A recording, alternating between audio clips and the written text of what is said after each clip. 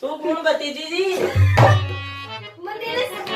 अरे आप हो भैया जी? भैया जी कौन है? मैं फिर क्यों हूँ? मैंने दोस्त मान लिया अपना। नहीं जी नहीं। अच्छा तो बताओ अब आप क्या बेच रहे हो? ये क्या बेच रहे हो? मैं बेच रहा हूँ सब्जी। सब्जी? सब्जी।